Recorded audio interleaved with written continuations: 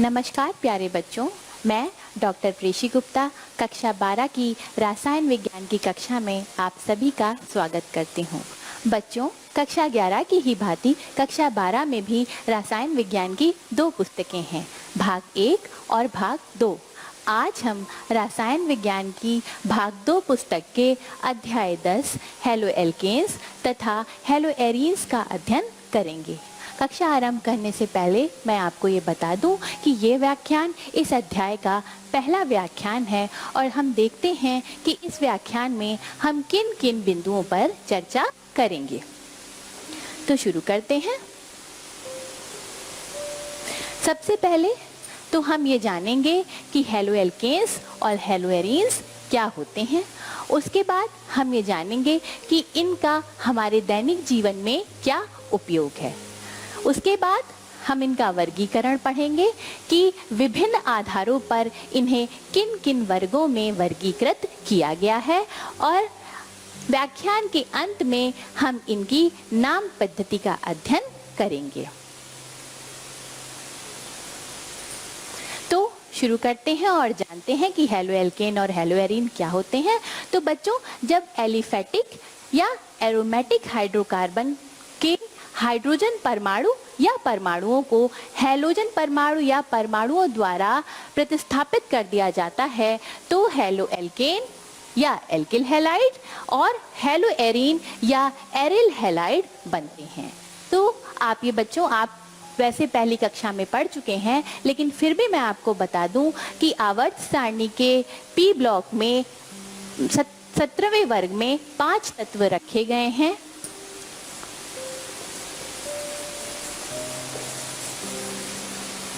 Fluorine, chlorine, bromine, iodine और एस्टेटीन। इनमें से एस्टेटीन रेडियो एक्टिव होता है, इसीलिए वो हेलो एल्केन और हेलो एरीन नहीं बनाता है। तो हेलो एल्केन और हेलो एरीन जो हमें मिलेंगे वो हमें इन 4 तत्वों से ही मिलेंगे, फ्लोरीन, क्लोरीन, ब्रोमीन और आयोडीन से ही प्राप्त होंगे।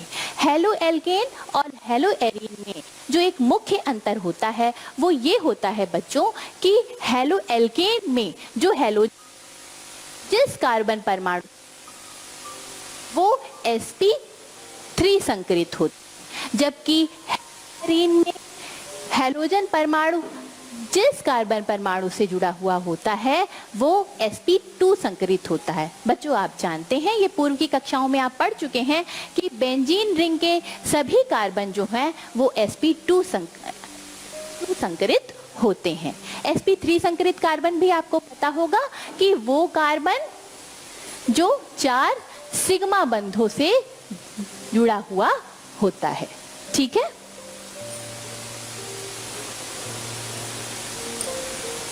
आगे बढ़ते हैं और देखते हैं हेलो एल्केन्स के उपयोग क्या हैं।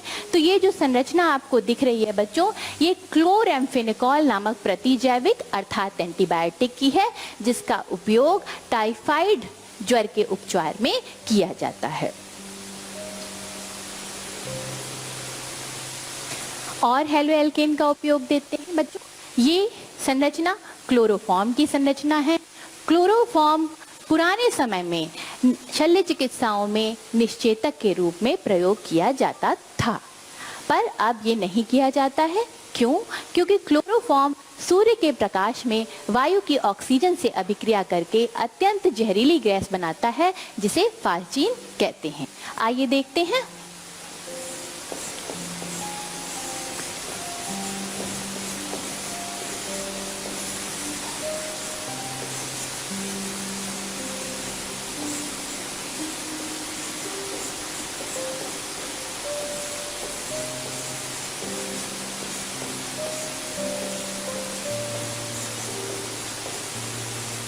और HCl भी बनता है। तो पहली बार जब आप बोतल खोलेंगे तब तो आपको शुद्ध क्लोरोफॉर्म मिलेगी, लेकिन दूसरी बार क्योंकि वायु क्लोरोफॉर्म की बोतल में जा चुकी होगी और वायु में ऑक्सीजन होती है, तो क्लोरोफॉर्म उस वायु के साथ ऑक्सीजन से अभिक्रिया करके जहरीली फार्चीन गैस बना लेगी। अतः क्लोरोफॉर्म का प्रयोग अब निषेधक के रूप में नहीं किया जाता है। तो अब किसका प्रयोग निश्चितक के रूप में करते हैं? तो देखते हैं, ये जो संरचना है ये हेलोथेन की संरचना है और हेलोथेन भी एक हेलो एल्केन है। तो वर्तमान समय में हेलोथेन का प्रयोग जो है वो निश्चितक के रूप में किया जाता है। आगे बढ़ते हैं और देखते हैं हेलोएरीन्स का क्या उपयोग है। तो बच्चों, ये जो संरचना है ये क्लोरोक्विन नामक औषधि की संरचना है और इसका उपयोग मलेरिया रोग के उपचार में किया जाता है।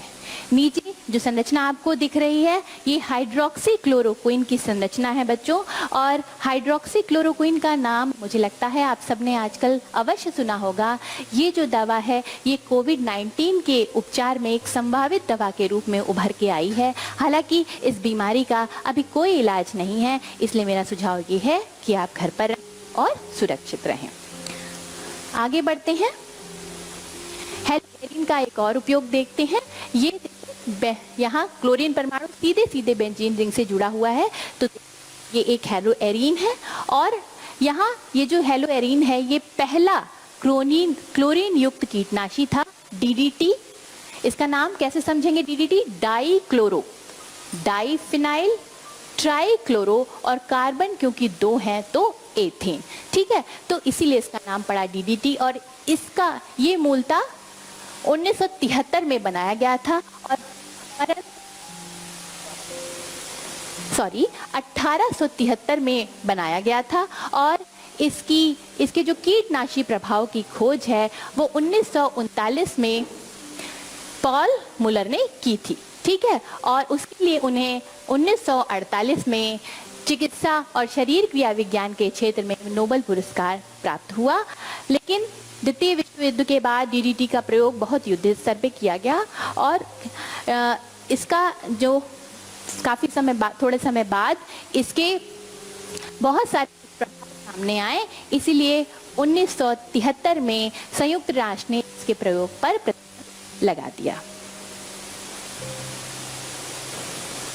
आगे बढ़ते हैं, ये थायरॉक्सिन हार्मोन है जो प्राकृतिक रूप से हमारे शरीर में पाया जाता है और इसकी कमी से घेंगा रोग हो जाता है, इसीलिए आयोडीन नमक खाने की सलाह दी जाती है। अब बढ़ते हैं हेलोएल्केन और हेलोएरीन के वर्गीकरण पर। तो सबसे पहला जो वर्गीकरण किया गया है बच्चों वो हैलोजन परमाणु की संख्या के आधार पे किया गया है। यदि हेलोएल्केन और हेलोएरीन में हैलोजन परमाणु की संख्या 1 है तो उन्हें क्रमशः मोनोहेलोएल्केन तथा मोनोहेलोएरीन कहते हैं। यदि हैलोजन परमाणुओं की संख्या 2 है तो उन्हें डाइहेलोएल्केन और डाइहेलोएरीन कहते हैं।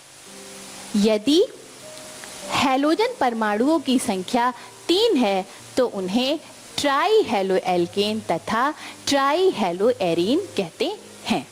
यहाँ मोनोहेलोएल्केन को पुनः 2 वर्गों में वर्गीकृत किया गया है, ठीक है। तो पहला वर्ग ये है जब हैलोजन परमाणु sp3 संकृत कार्बन परमाणु से जुड़ा हुआ हो, और दूसरा वर्ग है जब हैलोजन परमाणु sp2 संकृत कार्बन परमाणु से जुड़ा हुआ है।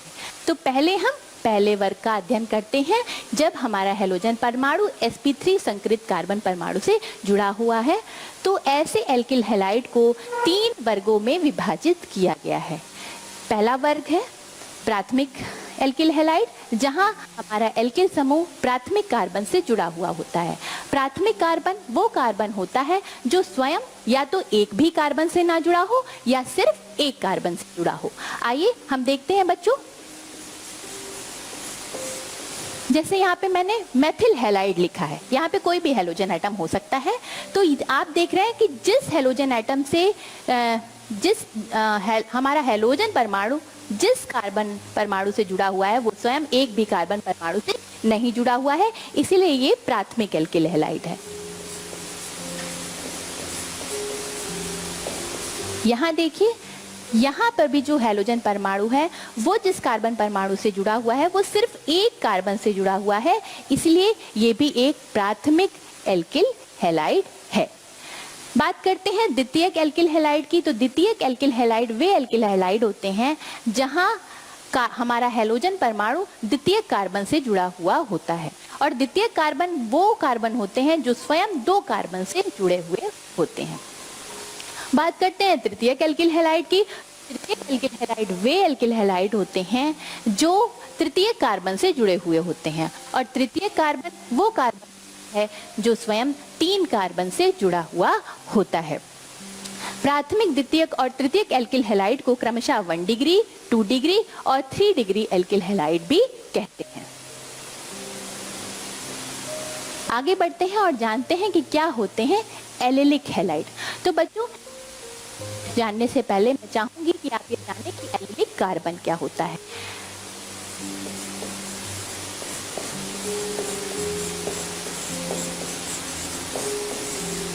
कार्बन कार्बन डबल बॉन्ड से जुड़ा हुआ,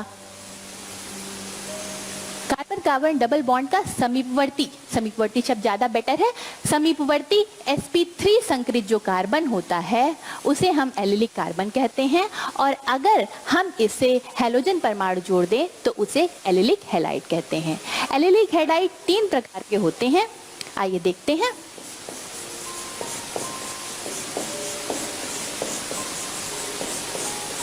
यदि हमारा एलिलिक कार्बन सिर्फ एक कार्बन से जुड़ा है तो इन्हें, इस प्रकार के एल्किल हैलाइड को हम प्राथमिक एल्किल हैलाइड कहेंगे। यदि हमारा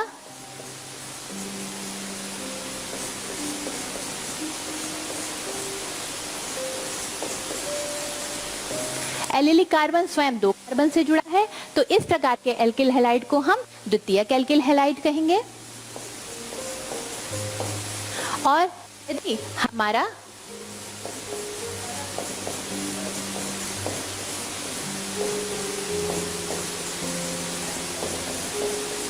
हैलोजन परमाणु ऐसे एलिलिक कार्बन से जुड़ा है जो स्वयं 3 कार्बन से जुड़ा है,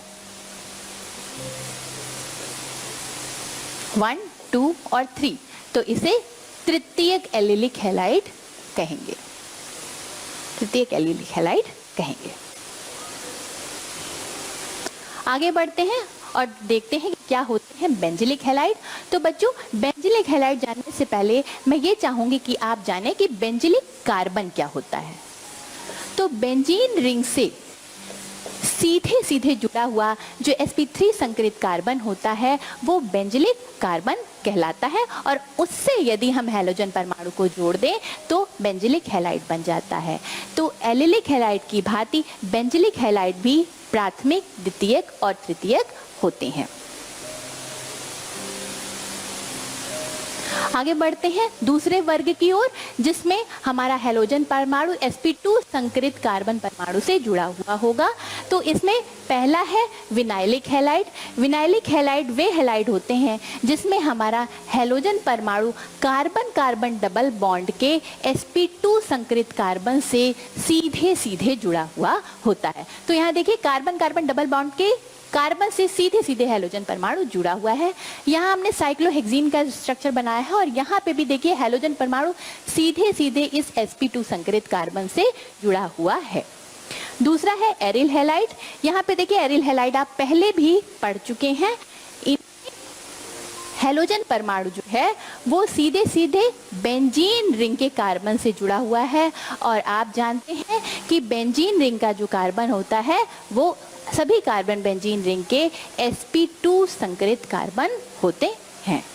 तो यहाँ तक बच्चों हम लोगों ने हैलोएल्केन और हैलोएरीन का वर्गीकरण पढ़ लिया।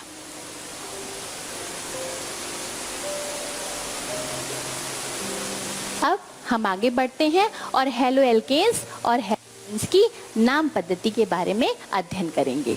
तो देखिए बच्चों, एल्किल हैलाइड का या हैलोएरीन का सामान्य नाम लिखने के लिए हम पहले एल्किल समूह का नाम लिख देते हैं और अंत में हैलाइड जोड़ देते हैं, और IUPAC नाम जो लिखा जाता है वो हैलो प्रतिस्थापी हाइड्रोकार्बन के रूप में लिखा जाता है।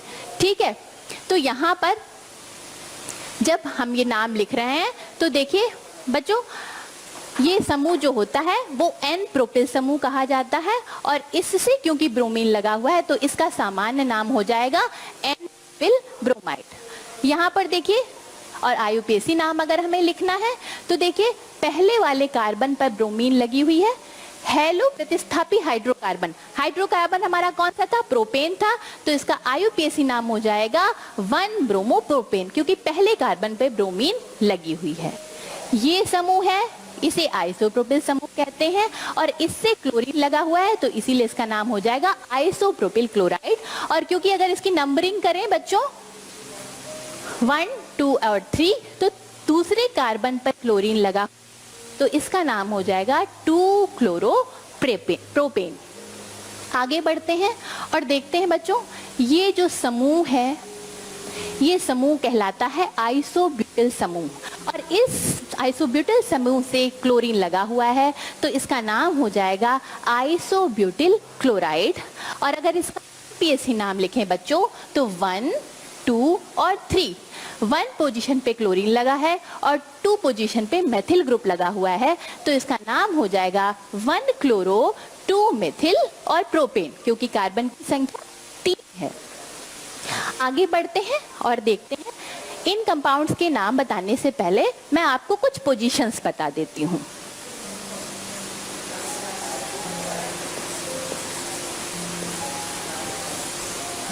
वन, 2, 3, 4,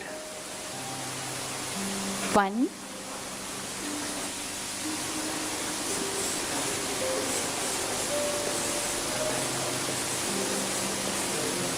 1, 2, 3, 4, 5 और 6,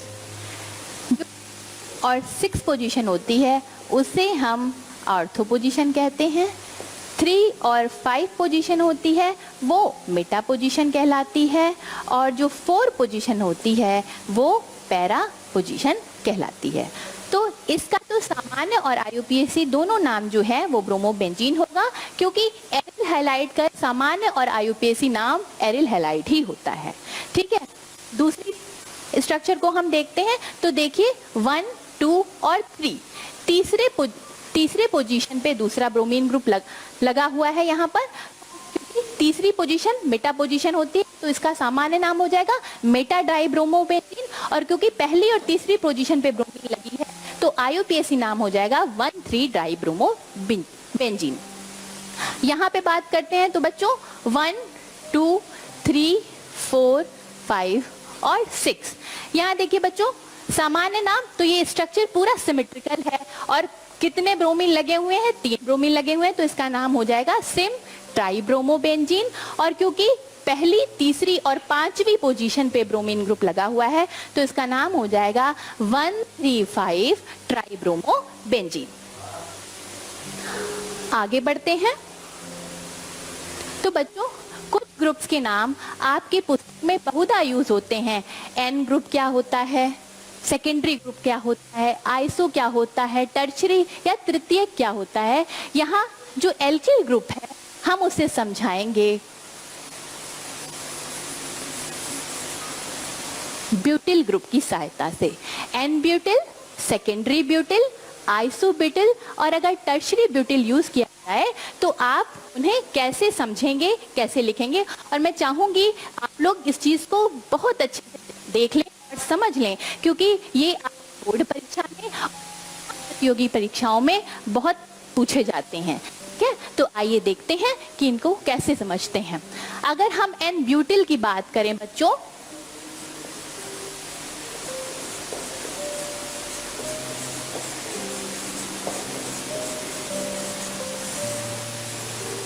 तो यदि कार्बन परमाणुओं की सीधी श्रृंखला में अंत वाले कार्बन से कोई क्रियात्मक समूह जुड़ा होता है तो ऐसे एल्किल समूह को एन एल्किल समूह कहते हैं। और क्योंकि यहाँ पे कार्बन हमने 4 उपयोग किए हैं तो इसे हम क्या कहेंगे, एन ब्यूटिल समूह कहेंगे। आगे बात करते हैं सेकेंडरी ब्यूटिल की, तो देखिए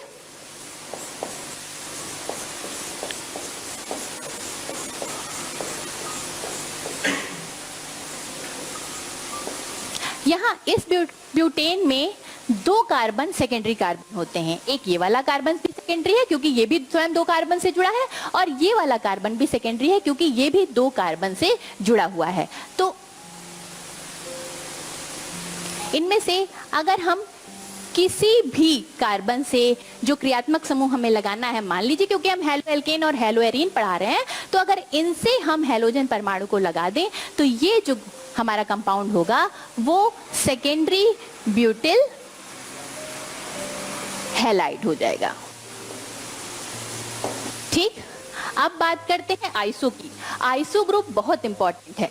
आइसोप्रोपिल ग्रुप समझिए बच्चों, CH3 bond CH bond CH3। यहां देखिए बच्चों, कार्बन की संख्या कितनी है? 3 है, इसीलिए इस ग्रुप को ग्रुप कहते हैं। और इसको आप ऐसे याद करेंगे, इस स्ट्रक्चर को आप ऐसे घुमा दीजिए तो ये Y के स्ट्रक्चर को अगर आप याद कर लें तो ये जो ग्रुप होता है वो क्या कहलाता है? Isopropyl group.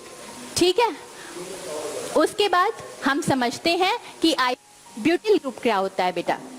तो आइसोब्यूटिल जब आप लिखेंगे बच्चों तो आप आइसोप्रोपिल ग्रुप को नहीं टच करेंगे, ये बिल्कुल ऐसे ही लिख देंगे। और इसके साथ क्योंकि हमें ब्यूटिल लिखना है तो हम एक कार्बन और जोड़ देंगे इसमें, तो ये जो संरचना हो जाएगी वो किसकी हो जाएगी? आइसोब्यूटिल ग्रुप की हो जाएगी।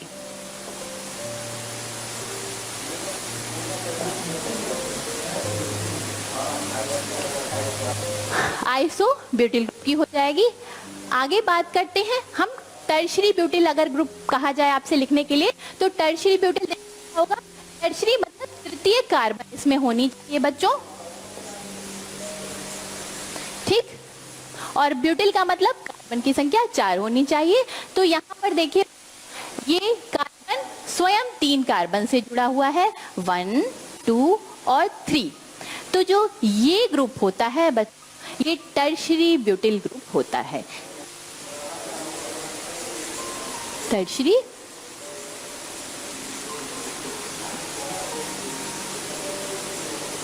ब्यूटिल ग्रुप होता है। हिंदी में इसको तृतीयक ब्यूटिल ग्रुप भी कहते हैं। तो मैं आशा करती हूँ ये ग्रुप्स आपने अच्छी तरीके से समझ लिए हैं। एन ब्यूटिल में स्ट्रेट चेन होगी, सीधी श्रृंखला। सेकेंडरी ब्यूटिल में जो हमारा क्रियात्मक समूह है वो द्वितीयक कार्बन से। आइसोप्रोपिल Y का स्ट्रक्चर आप याद रखेंगे, ये 2 नंबर, ये 3 नंबर और ये 4 नंबर। और आइसोब्यूटिल में आइसो जो प्रोपिल ग्रुप है वो हमारा इंटैक्ट रहेगा, ऐसे ही रहेगा, एक कार्बन हम इसमें और जोड़ देंगे। और टर्शरी ब्यूटिल में हम क्या करेंगे? तृतीय कार्बन से हम अपना क्रियात्मक समूह जोड़ेंगे। ये बहुत इंपॉर्टेंट कॉन्सेप्ट है बच्चों और ये आपको आना चाहिए। बहुत सारे बच्चे ऐसे हैं जो ये कॉन्सेप्ट कर लेते हैं, लेकिन बहुत से ऐसे बच्चे हैं जिन्हें नहीं आता है। तो इसलिए क्योंकि ये आपकी भाग 2 पुस्तक का पहला अध्याय है, तो इस अध्याय से ही आप कार्बनिक रसायन को शुरू कर रहे हैं, तो मैंने इसको विस्तार पूर्वक आपको समझा दिया है। ये आगे के अध्यायों में भी आपको अच्छे से समझ में आएगा। आगे बढ़ते हैं और जानते हैं कि क्या होते हैं जेमिनल और विसिनल हैलाइड। हम ये जो हैं जेमिनल और विसिनल हैलाइड जो हैं हम इस उदाहरण के द्वारा समझेंगे। ये जो उदाहरण है, अगर समान तरह के हैलोजन परमाणु, देखिए समान होने चाहिए। अगर हम क्लोरीन ले रहे हैं तो क्लोरीन ही लेंगे, ब्रोमीन ले रहे हैं तो ब्रोमीन ही लेंगे। ठीक है, अगर समान तरह के हैलोजन परमाणु एक ही कार्बन से जुड़े हुए हों, ठीक है, आपको यहाँ दिख रहा है समान तरह के हैलोजन परमाणु यदि एक ही कार्बन से जुड़े हुए हों तो इस तरह के हैलाइड को जेमिनल डाई हैलाइड कहते हैं और संक्षिप्त रूप में इसे जेम डाई हैलाइड कहते हैं। क्योंकि हमने मुख्यतः इसका उदाहरण लिया है, इस यौगिक का उदाहरण लिया है और इसमें कार्बन परमाणुओं की संख्या 2 है, इसीलिए इसका जो सामान्य नाम लिखते हैं वो एथिलीडीन क्लोराइड लिखते हैं। और IUPAC नाम है क्योंकि देखिए पहले ही कार्बन पर 2 क्लोरीन परमाणु लगे हुए हैं, इसलिए IUPAC जो नाम होगा वो हो जाएगा 1,1 डाइक्लोरोएथेन। आगे बढ़ते हैं और इनकी बात करते हैं, इनके विसिनल हैलाइड की। तो अगर हमारे समान हैलोजन परमाणु, यहाँ पे कंफ्यूज नहीं होना है हमें कि हैलोजन परमाणु हमारा समान रहना चाहिए, समान है कार्बन से जुड़ा हुआ है, तो उन्हें हम क्या कहेंगे, विसिनल हैलाइड कहेंगे, और संक्षिप्त रूप में विस डाई हैलाइड कहेंगे, क्योंकि हैलोजन परमाणुओं की संख्या कितनी है, 2 है। ठीक है, एग्जाम्पल हमने इसका लिया है, तो देखिए इसका नाम क्या हो जाएगा, कार्बन की संख्या 2 है तो एथिलीडीन डाइक्लोराइड। ठीक है, और आईयूपीएसी नाम की बात करें तो देखिए पहले और दूसरे कार्बन पर हैलोजन परमाणु लगा हुआ है या क्लोरीन परमाणु लगा हुआ है, तो इसका नाम हो जाएगा 1,2 डाइक्लोरोएथेन। ठीक, हम आगे बढ़ते हैं। बच्चों, ये आपका गृह कार्य है, और गृह कार्य में जो पहला प्रश्न है आपका वो ये है कि आपको निम्नलिखित यौगिकों की संरचनाएं करनी है। ठीक है, और दूसरा प्रश्न है आपका कि आपको निम्नलिखित दिए हुए एल्किल हैलाइड को 1 डिग्री, 2 डिग्री और 3 डिग्री में वर्गीकृत करना है। ठीक है, तो ये आप कर लेंगे कार्बन परमाणुओं की संख्या देखकर। तो अगर आपको मैं थोड़ा सा हिंट दे दूं तो यहाँ पे आप देख सकते हैं, यहाँ जो हैलोजन परमाणु हमारा लगा हुआ है वो देखिए कितने कार्बन से लगा हुआ है, एक ये कार्बन है और एक ये कार्बन है, 2 कार्बन से लगा हुआ है। तो आप विचार कीजिएगा कि ये कौन सा हैलाइड है। यहाँ पे जो हैलोजन लगा है ये देखिए यहाँ स्वयं 2 कार्बन से लगा हुआ है, तो आप उत्तर में लिखेंगे ये कौन सा हैलाइड है। यहाँ हमारा हैलोजन परमाणु जिस कार्बन से लगा हुआ है वो स्वयं कितने कार्बन से लगा हुआ है, 1 कार्बन से लगा हुआ है। और यहाँ जो हमारा हैलोजन परमाणु है वो जिस कार्बन से लगा है वो स्वयं 3 कार्बन से लगा हुआ है। ठीक है, तो ये किस तरह के एल्किल हैलाइड में वर्गीकृत करेंगे इन्हें, 1 डिग्री, 2 डिग्री और 3 डिग्री में, ये आप घर पर करेंगे। जो आज हमने सीखा है कि हैलोएल्केन क्या होते हैं, हैलोएरीन क्या होते हैं और उनका हमारे दैनिक जीवन में क्या उपयोग है। उसके बाद हमने इनका वर्गीकरण सीखा कि क्या होते हैं प्राथमिक हैलाइड, क्या होते हैं द्वितीयक, क्या होते हैं तृतीयक हैलाइड, क्या होते हैं एलाइलिक हैलाइड, विनाइलिक हैलाइड और बेंजाइलिक हैलाइड। उसके बाद इनकी संरचनाएं सीखी, इनकी नाम पद्धति सीखी। ठीक है, तो आप इनका जो अभ्यास है वो आपकी जो पुस्तक है रसायन विज्ञान भाग 2 से उससे करेंगे। और दूसरी बात, ये जो संरचनाएं आप हैं, ये संरचनाएं भी आपका गृह कार्य है, ये भी आप करेंगे। उसके बाद अगले व्याख्यान में हम इनको बनाने की विधियों का अध्ययन करेंगे। तो जो आपकी पुस्तक है रसायन विज्ञान भाग 2, आप उससे अच्छी तरीके से उसको पढ़िए, जिससे अगला व्याख्यान आपको अच्छी तरीके से समझ में आएगा। आशा करती हूँ आज जो मैंने पढ़ाया है वो आपको समझ में आया होगा। धन्यवाद।